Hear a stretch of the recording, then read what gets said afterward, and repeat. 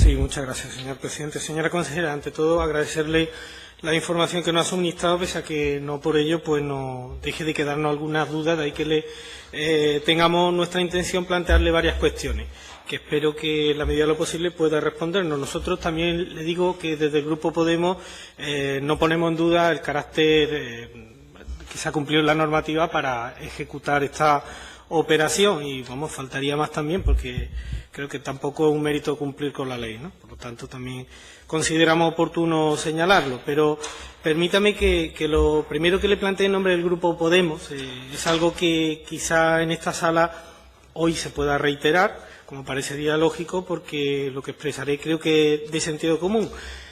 Realmente tan mal estaba la situación de las arcas públicas del Gobierno de Andalucía como para que tuviéramos que llegar a esa situación de tener que vender, de despojarnos de parte de nuestro patrimonio, ¿no?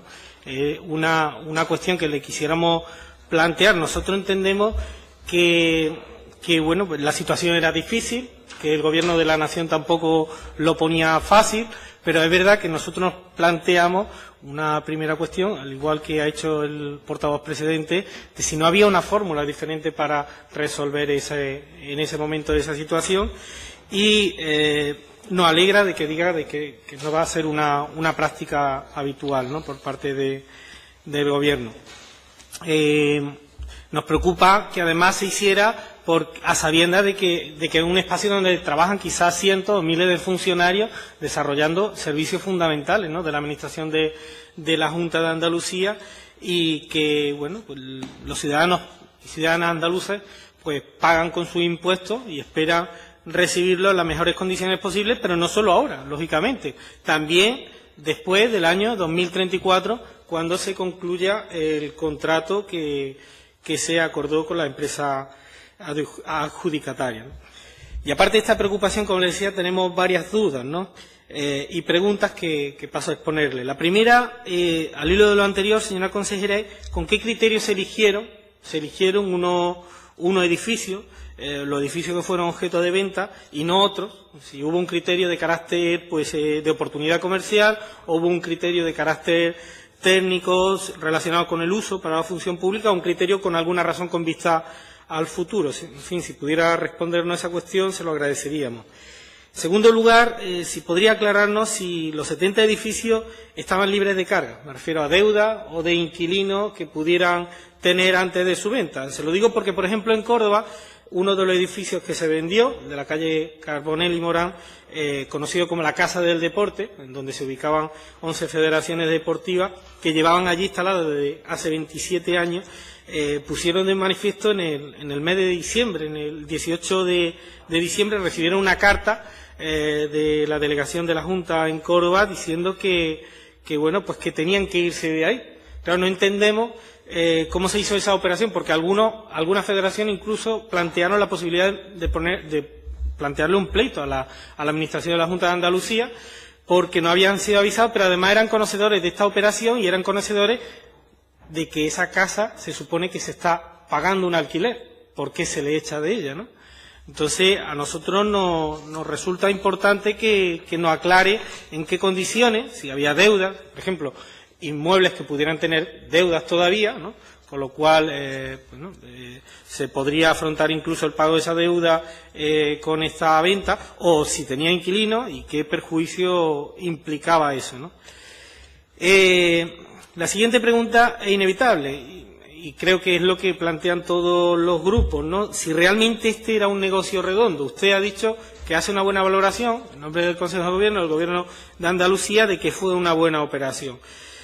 Pero a nosotros, y también a los expertos que colaboran con nosotros, no nos salen las cuentas. Nos resulta difícil entender dónde está el negocio redondo para la Junta de Andalucía, no digo ya para la empresa adjudicataria.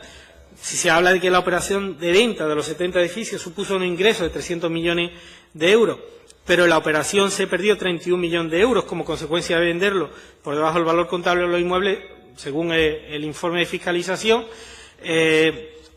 dado que además hemos de alquilar las sedes por un valor mínimo de 527 millones de euros a lo largo de 20 años. Si multiplicamos por cada año el alquiler más el 1,5% de actualización anual más el IVA, con ello se produce una pérdida adicional de al menos 127 millones de euros. Cierto es, a lo largo del tiempo, no en el momento presente, ¿no? Y si tenemos en cuenta que la Cámara de Cuentas, en el informe de fiscalización de esta operación inmobiliaria, estimaba que se producía también mayores costes de mantenimiento, alrededor de 7,5 millones, y que la pérdida del valor residual de los terrenos, en términos de oportunidad, era de 116 millones de euros, en fin, nos sale que perdemos con esta operación, insisto, a lo largo del tiempo, no en el momento en que hubo que abordar el problema crediticio, pues 200 millones de euros sin contar el IVA. Es decir, perdemos casi lo mismo que lo que supuso vender los inmuebles, quedándonos sin inmuebles y a lo largo del tiempo también sin esa financiación, ¿no? En fin, no sé, si usted no lo puede explicar, se lo agradeceríamos porque igual se nos escapan cosas, ¿no? Otra cuestión casi inevitable es qué va a pasar con esos cientos, quizás miles de funcionarios que se ubican actualmente en los 70 inmuebles y edificios de la Junta de Andalucía después de 2034. Es decir, falta mucho tiempo, es cierto.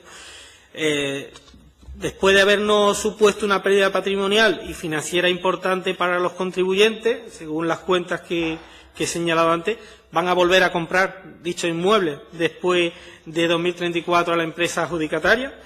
¿Y qué va a ocurrir con la función pública que se ejerce en ellos? ¿Tienen ustedes un plan previsto para ello o quizá pretenden abordar esta cuestión cuando llegue el momento?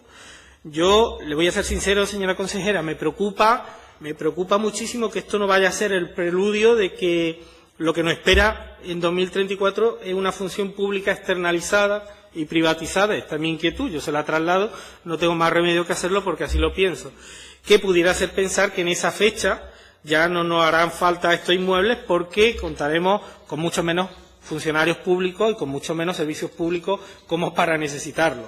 Ojalá, señora consejera, la lectura que les pongo no sea errónea, pero entienda que, visto lo visto, los últimos años en España y en Andalucía no es para menos, y pensarlo ni descartarlo. Para finalizar, existe una cuestión que también nos preocupa especialmente y que es el hecho de que la empresa adjudicataria VP Carey sea una gestora de fondos, de los llamados fondos buitres, a través de su filial en España, Inversiones Horns.